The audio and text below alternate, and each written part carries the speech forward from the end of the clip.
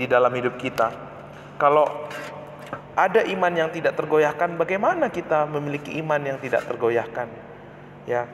Karena itu kita mau lihat bersama-sama firman Tuhan ya dari Roma 4. Nah, ini kita belajar. Kalau kita bicara tentang iman, pasti kita selalu belajar dari siapa?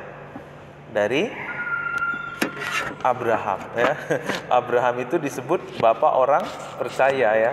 Dia adalah bapak orang beriman. Abraham itu dibenarkan karena iman. Kita baca ayat 3 saja. 1, 2, 3 ya. Sebab apakah dikatakan nas kitab suci, lalu percayalah Abraham kepada Tuhan, dan Tuhan memperhitungkan hal itu kepadanya sebagai kebenaran. Jadi Tuhan mau kita memiliki iman seperti Abraham. Abraham itu percaya ya, ketika percaya kepada Allah, maka hal itu diperhitungkan kepadanya sebagai kebenaran. Beberapa waktu yang lalu kita belajar dari Ibrani 11. Iman adalah dasar dari segala sesuatu. Tapi sebenarnya itu adalah pendahuluannya. Pengertian iman itu di ayat 6. Iman itu bicara tentang ketika kita berpaling kepada Allah.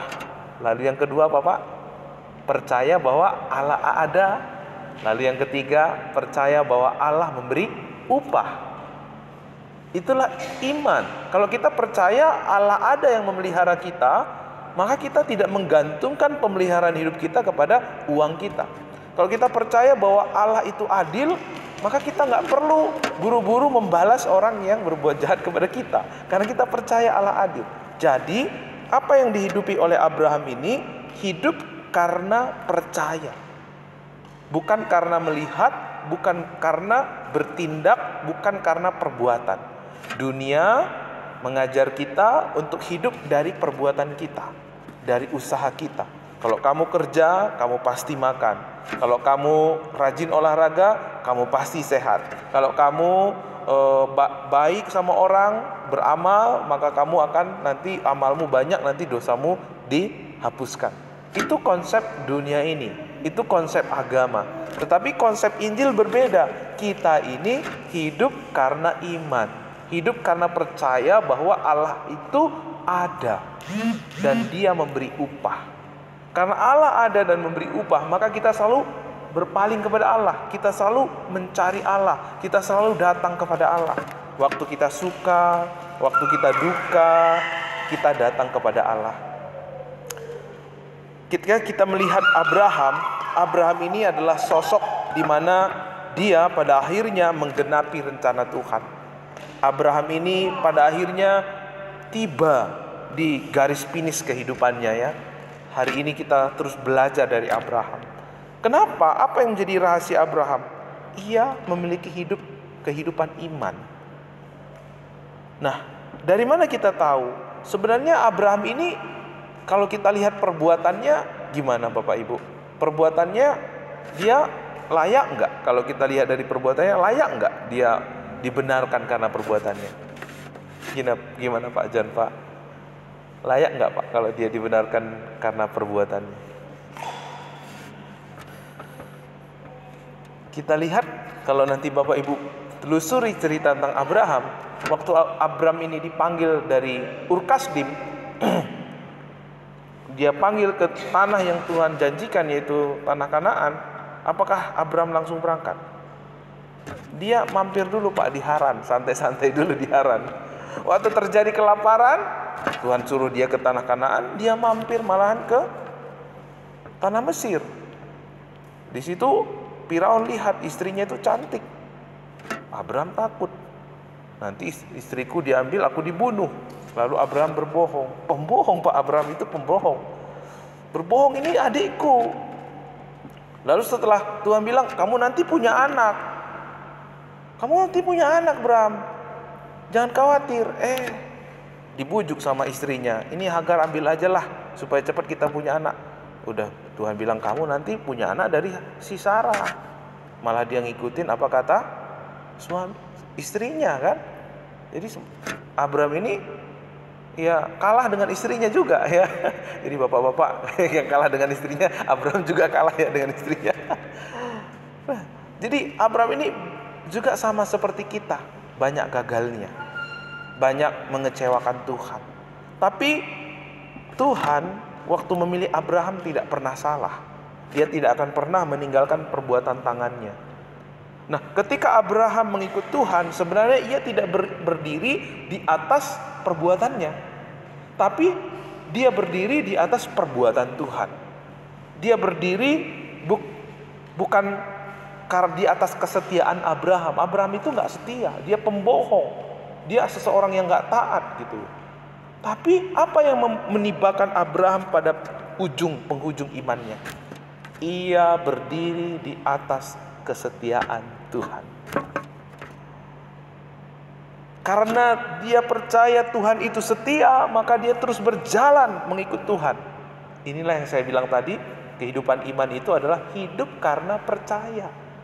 Kalau kita percaya bahwa ada Allah yang menerima kita apa adanya, kita nggak memusingkan diri dengan orang-orang yang kita harapkan menerima kita, yang seharusnya menerima kita. Kalau kita percaya bahwa Allah itu adil, kita nggak memusingkan diri untuk membalas orang yang semena-mena dengan kita. Karena kita percaya ada Allah yang adil. Kalau kita percaya ada Allah yang memberi upah kepada kita meskipun orang lain nggak setia, meskipun orang lain nggak sungguh-sungguh, kita akan tetap setia. Karena apa? Kita percaya Allah setia memberi upah kepada kita. Kalau kita percaya bahwa Tuhan itu yang memelihara kita, semua yang kita terima adalah dari Tuhan, maka setiap kali kita mau menggunakan apa yang kita terima, kita tanya kepada Tuhan. Kalau kita percaya bahwa hidup kita ini adalah milik Tuhan, maka setiap waktu, setiap detik kita akan selalu berusaha. Tuhan, hari ini Tuhan berikan aku napas yang baru, kesehatan yang baru. Tuhan berikan aku orang-orang yang aku kasihi. Tuhan, apa yang Tuhan mau aku lakukan kepada mereka hari ini? Selalu bertanya kepada Tuhan, karena Dialah pemilik hidup kita. Melatih kepekaan kita. Waktu kita menghadapi masalah, Tuhan, apa yang Tuhan mau aku lakukan kepada orang ini? Karena kita selalu nyanyikan, hidupku bukannya milikku lagi, tapi milik Tuhan. Kalau milik Tuhan hidup kita, kita selalu bertanya kepada Tuhan. Karena sampai hari ini Tuhan itu berbicara. Bukan hanya lewat Alkitab, tapi Dia berbicara lewat hati nurani kita. Lewat orang tua, Dia berbicara lewat istri, lewat suami. Dia meneguhkan kita, Dia menuntun kita kepada kehendak-Nya. Nah, di zaman Hosea, Bapak Ibu, di zaman Hosea 6, zaman Hosea pasal 6 itu, umat Tuhan pada waktu itu, umat Israel pada waktu itu rajin beribadah. Persembahannya dibilang di pasal itu, mereka mempersembahkan itu bukan dikit-dikit, banyak-banyak. Tapi apa kata Tuhan tentang mereka? Aku muak dengan persembahanmu, aku muak dengan ibadahmu. Kenapa? Karena mereka berpikir dengan liturgi lewat ibadah-ibadah mereka itu, mereka menjadi berkenan kepada Tuhan. Yang mereka hidup itu adalah konsep agama. Makanya Tuhan bilang, aku muak. Yang Tuhan mau apa? Kita hidup karena percaya, hidup karena iman, percaya bahwa Allah ada, mengasihi kita, menerima kita, menghargai kita. Dia memperhatikan kita, Dia memelihara kita. Percaya. Coba kalau hari ini ada Pak Jokowi, ada orang hebat ya seperti Pak Jokowi bersama-sama dengan kita, kira-kira penuh nggak gereja ini? Penuh nggak? Oh, ada Pak Jokowi jam doa hari ini, ayo ikut. Nah, kenapa? Ada sosok seorang yang tersohor ya, seorang yang begitu terkenal, begitu didambakan. Nah, kalau kita percaya Allah ada di gereja ini, maka kita akan selalu berusaha untuk hadir. Kita akan selalu berusaha untuk memberikan yang terbaik. Maka pasti hidup kita berubah. Satu gereja di Korea, gereja baptis pertama di Korea, satu hari dikunjungin oleh presiden itu orang baptis.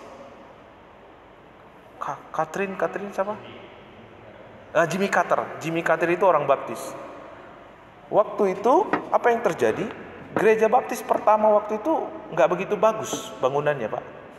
Ketika Jimmy Carter datang ke gereja itu, pemerintah Korea Selatan tahu bahwa Presiden Amerika mau datang ke gereja itu. Akhirnya apa? Gereja itu dibagusin, Pak. Berubah, seketika berubah. Dan untuk pertama kali menteri-menteri yang ada di Korea Selatan hadir di gereja baptis. Suasananya begitu berubah. Kenapa? Seorang presiden Amerika datang ke gereja. Nah, kenapa orang meskipun udah lama jadi orang Kristen, hidupnya nggak berubah? Kalau dia bertemu dengan Tuhan, pasti hidupnya berubah. Kalau dia memiliki iman, pasti hidupnya berubah. Nah, kenapa udah 20 tahun, 50 tahun orang jadi orang Kristen, tapi hidupnya nggak berubah gitu? Karena masalahnya ada pada iman ini. Kalau kita percaya bahwa Allah ada di gereja kita, kalau kita percaya bahwa Allah ada di setiap langkah kita, ada di rumah tangga kita, ada di pekerjaan kita, pasti hidup kita berubah. Amin. Jadi iman itu bukan sekedar teori, setuju dengan teori. Dulu saya berpikir begini Bapak Ibu, iman itu adalah percaya Yesus lahir, percaya Yesus mati, percaya Yesus bangkit, percaya Yesus naik ke surga, dan percaya dia akan kembali. Itu hanya teori, abstrak. Menghidupinya gimana? Nggak tahu. Percaya saja, bingung. Makanya hidup nggak berubah, karena hanya menyetujui teori. Iman yang seperti ini bukanlah iman sejati. Iman seperti ini tidak menyelamatkan. Pada akhirnya kita selalu akan melihat perbuatan kita. Pada akhirnya kita selalu akan mengukur segala sesuatu menurut perbuatan kita. Waktu kita melayani, layak nggak saya ya? Coba saya lihat dulu perbuatan saya ke belakang. Kemarin saya taat nggak? Kalau ada dosa, berarti saya nggak layak. Saya belum bisa ya melayani ya. Kita mengukur kelayakan kita berdasarkan perbuatan kita. Waktu kita berdoa, Tuhan aku mau minta ini. Iblis langsung ingatkan, kemarin aja kamu marah sama suamimu, sama istrimu. Sekarang kamu minta, Tuhan gak akan dengar doamu. Akhirnya kita mulai goyah, iya juga ya. Aku juga, waduh, ya udahlah. Akhirnya kita mulai, iman kita itu dicuri sama iblis. Kalau kita mulai ragu dengan doa kita, bagaimana kita bisa menerima jawaban doa kita?